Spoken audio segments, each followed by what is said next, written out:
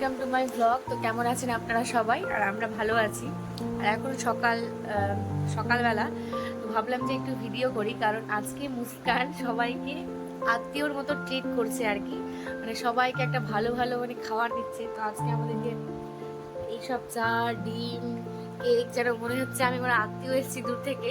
তো ভাবলাম যে দেখাই, জানি না কোন আনন্দে, মানে আজকে আমরা একটা বিয়ে বাড়িতে যাবো।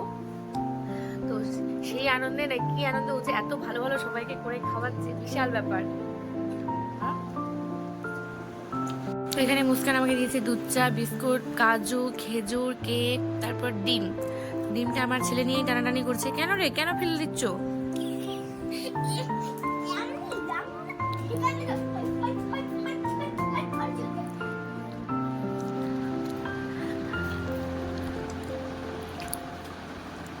খাও ডিম, খাও বেটা, ডিম খাও।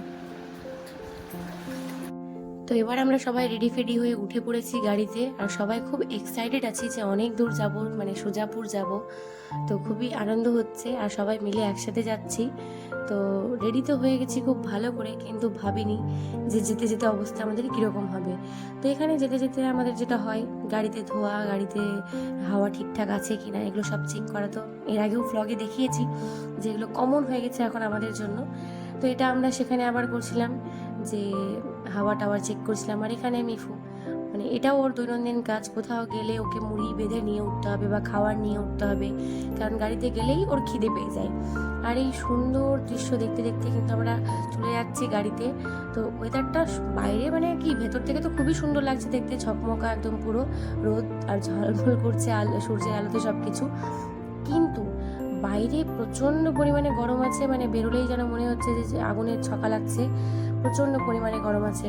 তো যাই হোক, সুন্দর সুন্দর গাছপালা আর সুন্দর সুন্দর হোটেল রেস্টুরেন্ট দেখতে দেখতে কিন্তু আমরা চলে যাচ্ছি সুজাপুরে। তো বাইরের ওয়েদারটা সত্যি খুব ভালো আছে। আর তো বাড়ি থেকে আমরা যখন বেরিয়েছিলাম তখন খুব এক্সাইটমেন্ট নিয়ে বেরিয়েছিলাম যে ওহো সুজাপুর যাচ্ছি, এরকম একটা ব্যাপার।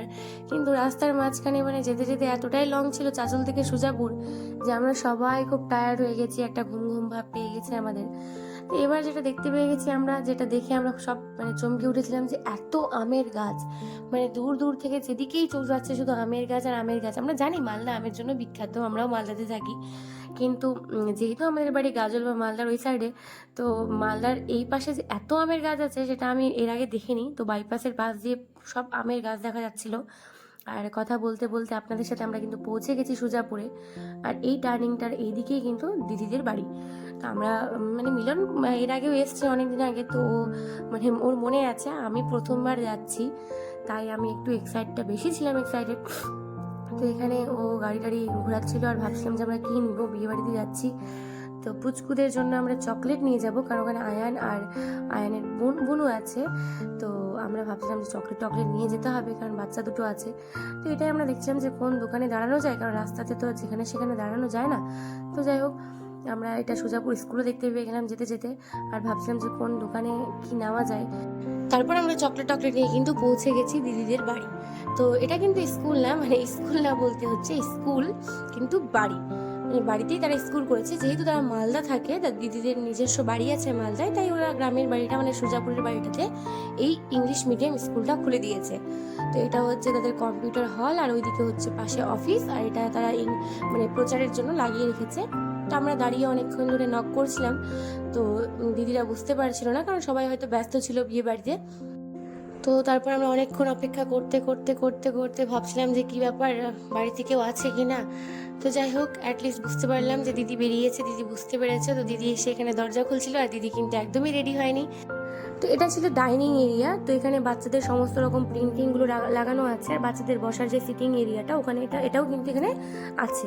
তো আমরা একটু ঘরে টেস্ট করলাম, আর এখানে আয়ানরা চিপস কিনে নিয়ে এসছে। তো শিহাবও সেটা দেখে চাইতে লাগলো, কারণ শিহাব চিপস খুবই পছন্দ করে।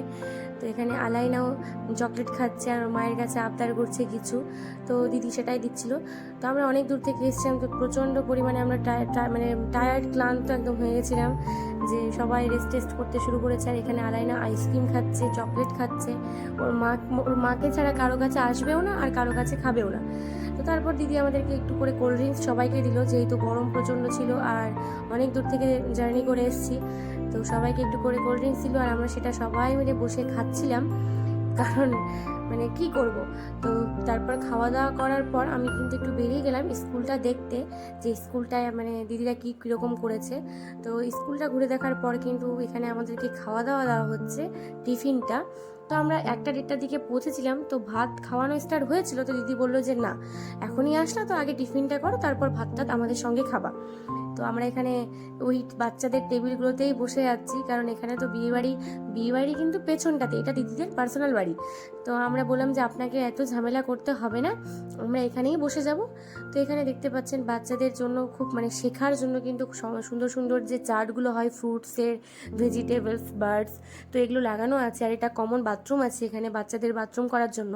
তো যারা সুজাপুর থেকে ভিডিওটা আমার দেখো বা দেখেন, তারা কিন্তু নিজেদের বাচ্চাকে এই ডে কেয়ারে ভর্তি করতে পারেন। এটা কিন্তু খুবই সুন্দর করেছে। আমি দেখলাম আরও খেলনা আছে, প্রচুর খেলনা আছে, আর মানে স্কুল টিচারগুলোও খুব ভালো।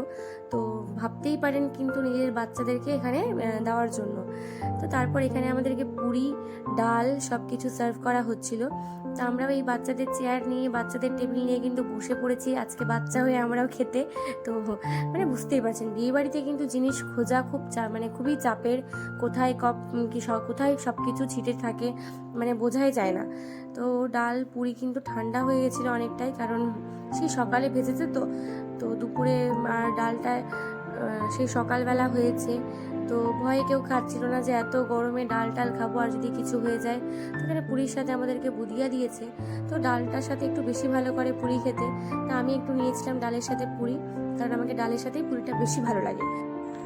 আমি তো গপাগপ খেয়ে চলেছি নানপুরি, কারণ আমার মানে একটু ফেভারিটই নানটা একটু ফেভারিটই আমার, তখন থেকে আমি পুরি বলছি। তো যাই হোক, এটা কিন্তু নানপুরি। তো এখানে মিফরা আমরা সবাই বসে গেছি যে যার মতো করে, সেখানে যেখানে জায়গা পেয়েছি বসে গেছি। আর এখানে খাওয়া দাওয়া চলছে, সঙ্গে আমার ছেলেও কিন্তু 2টো নান খাওয়া শেষ করে দিয়েছে। আর খাওয়া দাওয়া হয়ে গেছে আমাদের এখানে। তো এখানে সবাই মানে হাত টাত ধোয়াধুয়ি করছে, আর দিদিও এখানে দেখাশোনা করছে যে কারো কিছু লাগবে কিনা। আর আমরাও গল্প করছিলাম যে আসতে কোনো অসুবিধা হয়নি, আর স্কুলটাও খুব ভালো করেছে, খুব সুন্দর করেছে। তো এটা নিয়েই গল্প করছিল, কারণ আমি দিদির বাড়ি ফার্স্ট টাইম আসলাম। তারপর আমরা সবাই চলে গেলাম দিদির 3তলা দেখতে, মানে ওপরে গেলাম। তো ওপরটা কিন্তু এখনও ইনকমপ্লিট ছিল, কারণ ওরা এখনও সেরকমভাবে প্ল্যান করেনি। কিন্তু একটা রুম ওরা মানে একটা রুমের মধ্যে বাথরুম, কিচেন কীরকম করে সুন্দর করে রেখেছে সেটা দেখাবো সবাইকে। এই দেখেন কি সুন্দর একটা মিনি কিচেন করেছে সেখানে, মানে কীরকম সব ব্যবস্থা রয়েছে, ছোট গ্যাস থেকে শুরু করে ছোট বেসিন, আবার অ্যাটাচ একটা বাথরুম।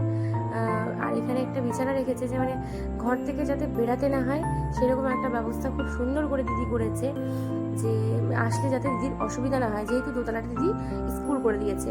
আর বাইরের ভিউটাও খুবই সুন্দর।